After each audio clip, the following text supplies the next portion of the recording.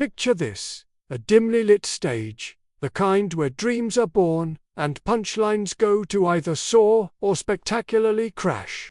The air hums with anticipation, a crowd buzzing like a swarm of caffeinated bees, and there, in the center of it all, stands the maestro of mirth himself, Drew Carey, sporting a grin that says, "I'm about to unleash chaos, and you're all invited. Welcome to Asterisk, whose line is it anyway? Asterisk, the show where the rules are made up, the points don't matter. And the only thing sharper than the wit is Colin Mockery's forehead, gleaming under the stage lights. This isn't just any episode. Oh no, this is the episode, the one I, your humble narrator and die-hard fan, have replayed in my mind 1,000 times, each moment etched into my memory like a comedy Rosetta Stone. It's a fever dream of improv brilliance, a roller coaster of absurdity that left me gasping for air, clutching my sides, and begging for more. So buckle up, because I'm about to retell my favorite Whose Line masterpiece, spun with all the flair, chaos, and heart of the show itself. This is a 20,000-word love letter to the art of making it up as you go, and trust me, it's gonna be a wild ride. Act 1. The setup. The episode kicks off with that iconic theme song, a jazzy earworm that slinks into your brain and refuses to leave. The crowd is already losing it, clapping like they're trying to summon a thunderstorm.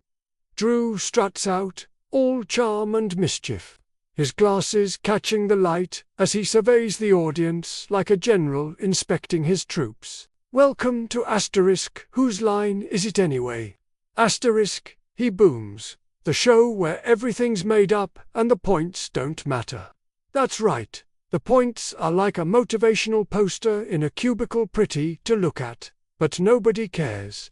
The crowd roars, and Drew introduces the night's lineup, the Mount Rushmore of improv: Colin Mockery, Ryan Stiles, Wayne Brady, and the wildcard of the evening, Greg Proops. Colin's rocking his signature bold-ad energy, looking like he just wandered off a golf course, but secretly plotting to destroy everyone with a single quip. Ryan, all lanky limbs and deadpan delivery, looms like a sarcastic giraffe ready to pounce. Wayne's practically vibrating with energy, his grin promising musical mayhem. And Greg's got that razor-sharp, bespectacled swagger, like a professor who moonlights as a stand-up comic in a speakeasy.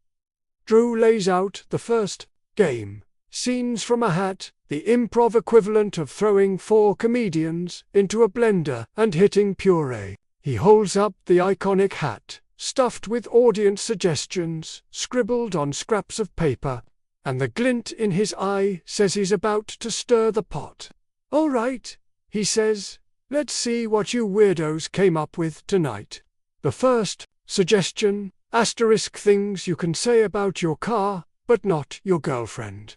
The crowd hoots, and Ryan steps up first, all slow confidence. He mimes gripping a steering wheel, leans back, and drawls. "She's got a lot of miles on her, but she still purrs when I give her gas." The audience explodes, and Drew's already wheezing.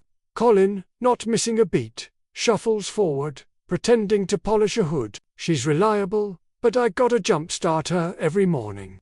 The crowd's losing it, and Wayne dives in, dropping to his knees like he's proposing to a tailpipe. "Baby, you got curves in all the right places, and I love your rear end. The laughter's so loud it's shaking the rafters." Greg, ever the contrarian, saunters up and adjusts his glasses. "I traded her in for a newer model, and now she's someone else's problem." The audience gasps, then roars, and Drew's practically on the floor. "Points," he shouts, waving his hands. "1,000,000 points to everybody. I don't know what for, but you earned it." The suggestions keep coming, each one weirder than the last. Asterisk, what the 3 little pigs said to the big bad wolf. Colin goes full ham, pun intended, puffing out his cheeks and squealing, "Blow all you want, buddy, but my HMO covers structural damage." Ryan counters with a cool, "I got a restraining order, Wolfie, so huff and puff somewhere else." Wayne, naturally, turns it into a musical sting, belting, "You can't blow my house down, 'cause I got bricks and I'm brown." The crowd's in stitches, and Greg seals it with, "Listen, pal, I Airbnb this place, so take your asthma and get outta here." By the time Drew calls time, the stage is a battlefield of one-liners, and the audience is gasping for breath. But this is whose line? There's no time to recover. Drew's already herding the gang to the next game, Hoedown. The musical gauntlet where Wayne's a god, Ryan's a reluctant poet, Colin's a chaos gremlin, and Greg's just here to roast everyone. Act 2. The Hoedown herd round the world if whose line is a circus. Then Hoedown is the tightrope act, high stakes. No net, and a piano player, Laura Hall, the unsung hero ready to keep up with whatever madness unfolds. Drew announces the topic, the divorce hoedown. The crowd ooze, sensing blood in the water. Divorce is comedy gold, messy, relatable, and ripe for roasting. Wayne's eyes light up like he's about to drop a Grammy-worthy diss track. Ryan's already grimacing, knowing he's got to rhyme something.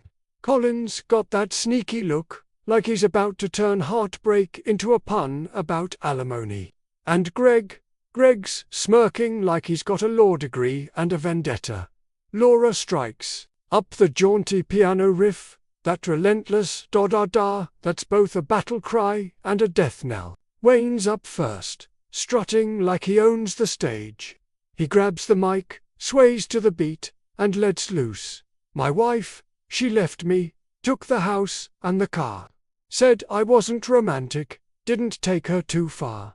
Now I'm single and free, got my dog and my beer, but she's dating my lawyer, and he's living in fear." The crowd goes wild, and Wayne spins away, tossing in a little moonwalk for flair. Drew's cackling, shouting, "That's how you start a hoedown." Ryan's next, looking like a man marching to the gallows. He sways awkwardly, then leans into the mic with his signature deadpan, "My marriage, it ended. She said I was a bore. Caught her with the mailman, sneaking in the back door. Now I'm paying her monthly. It's a heck of a cost. Guess I'll sell my left kidney, 'cause my pride's already lost." The audience howls, and Ryan retreats, muttering, "I hate this game." Colin steps up, all faux confidence, his bald head shining like a beacon of chaos. He bobs to the beat, then unleashes. "She took all my money, left me out in the cold, said my jokes were so bad, they were starting to mold. But I'm happy alone. Got my cat and my snacks, and I'm dodging her lawyer like I'm dodging her tax." The crowd's in hysterics, and Colin does a little victory shimmy. Greg's last, and he's got that glint in his eye, like he's about to verbally assassinate someone. He adjusts his glasses, leans in, and delivers. "My ex, she was trouble. Always picking a fight, said I talked too much. But I know I'm all right. Now she's got my mansion, and I'm stuck in a shack, but I'm writing this hoedown, so I'm getting her back." The piano slams to a close, and the audience erupts. Drew's doubled over, gasping, "That's it, that's the best hoedown we've ever done." He awards 1 billion points to nobody in particular, and the players are already bickering over who won. Wayne's claiming victory because of his moonwalk. Ryan's arguing he deserves pity points for surviving. Colin's just happy he didn't trip. And Greg's insisting his rhymes were Shakespearean. Act 3, the weird newscast. Energy's electric now. The crowd riding a high only Improv can deliver. Drew, still wiping tears from his eyes, announces the next game. Weird newscasters. a fan favorite where Colin anchors a wacky news desk, and the others play unhinged correspondents. Colin takes his seat, adjusting imaginary papers with the gravitas of Walter Cronkite. Drew assigns the roles. Ryan's the co-anchor, a bitter ex-husband who keeps bringing up his divorce. Wayne's the sports guy, a motivational speaker, hyping up the crowd, and Greg's the weatherman, a conspiracy theorist convinced the government controls the clouds. Colin starts, all smooth professionalism. Good evening, and welcome to the 6 o'clock news. I'm your anchor, Chad Baldington. The crowd chuckles at the name, and Colin continues. Tonight's top story. A local man claims his cat is running for mayor. More on that later, but first, let's go to my conker, Dirk Sulky, with the headlines. Ryan slouches in his chair, scowling like he's auditioning for a Grumpy Cat audition. Thanks, Chad, he sneers, spitting the name like it's a curse. In breaking news, my ex-wife just bought a yacht with my money. Apparently, it's called Alimony's Revenge. Back to you, Chad, you bald vulture. The audience roars, and Colin raises an eyebrow, unfazed. Strong words. From a man who clearly needs a hug, Colin quips. Now, let's check in with our sports correspondent, Vince Pumpington. Wayne leaps up, radiating Tony Robbins energy. He's pacing, fist-pumping, practically levitating. Yo, Chad. Sports is life, baby. The Lakers just crushed it, 'cause they believed. You gotta visualize the dunk, Chad.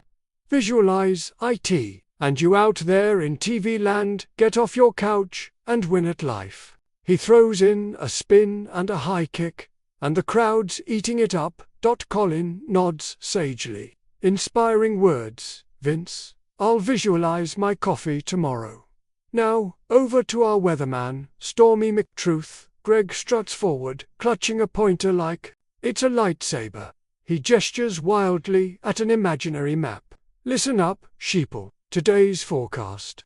Sunny, but that's what they want you to think. The government's seeding the clouds with mind control chemicals. I saw a cumulus cloud, shaped like a tax form. Wake up, America. He jabs the pointer for emphasis, and the audience is in stitches. Colin tries to wrap it up, but Ryan cuts in, snarling, my ex probably controls the weather too. Chad. Wayne's still shouting, believe in the forecast. And Greg's ranting about chemtrail rainbows. It's glorious chaos, and Drew finally buzzes them out, declaring, I don't know what just happened, but I need a drink. ### Act 4. The living scenery, the night's flying by, but the energy's only climbing. Drew announces Living Scenery, a game that's pure physical comedy gold. Ryan and Colin are the actors, playing a couple on a romantic camping trip. Wayne and Greg, they're the propstries, tents, a campfire, whatever the scene demands. The catch, they've got to move and react as the scene unfolds, and with these four, it's about to get unhinged. Ryan starts, miming pitching a tent. Honey, he says to Colin, this camping trip's gonna be great. Just you, me, and nature. He gestures to Wayne, who's standing rigid as a tree, arms outstretched. Look at this majestic oak. Colin, playing the doting spouse, pats Wayne's trunk. It's so sturdy, he says, waggling his eyebrows. Wayne, ever the pro, sways slightly, adding a whoosh sound like rustling leaves. The crowd's already giggling. Ryan points to Greg, who's crouched, low arms waving like flames. And check out this campfire, Ryan says. It's really heating things up. Greg, never one to half-ace a roll, starts crackling and popping, throwing in a foosh for good measure. Colin pretends to warm his hands, then accidentally nudges Greg. Careful, dear, this fire's got a temper. Greg glares but stays in character, hissing, I'm a controlled burn, pal. The audience howls, and Ryan ups the ante, miming unzipping a sleeping bag. "Time to get cozy," he says, pulling Colin toward Wayne, who's now lying flat. "As a picnic table, let's have dinner on this oddly human-shaped table." Wayne, fully committed, groans under their imaginary weight, muttering, "This table's got feelings, man." Colin sets the table, placing imaginary plates on Wayne's chest, and Ryan spills some food, prompting Wayne to yelp. "That's my spleen." The scene spirals into absurdity. Greg becomes a bear, roaring and chasing Colin, who climbs Wayne now a tree again for safety. Ryan tries to fight the bear with a stick, only for Greg to wrestle him to the ground. Snarling, "You're in my forest, city boy." Drew's laughing so hard he can barely buzz them out, and when he finally does, the crowd's on its feet, screaming for more. Act 5. The grand finale, the night's peaking. And Drew knows it's time for the big closer, Greatest Hits, the game that lets Wayne flex his musical genius, while Ryan and Colin play infomercial pitchman selling a compilation album. Tonight's theme, Songs of the Supermarket. The crowd's buzzing, and Laura's fingers are poised over the piano, ready to weave magic. Ryan and Colin take the stage, all sleazy salesman vibes. "Hi, I'm Chet Pushy," Ryan says, flashing a cheesy grin. "And I'm Skip Overpriced," Colin adds, adjusting his tie. "We've got a deal you can't pass up. Greatest Hits of the Supermarket. 57 tracks of pure grocery store gold." They pitched the first song, a rockabilly anthem called Checkout Line Blues. Wayne struts up, channeling Elvis with a side of exasperated shopper.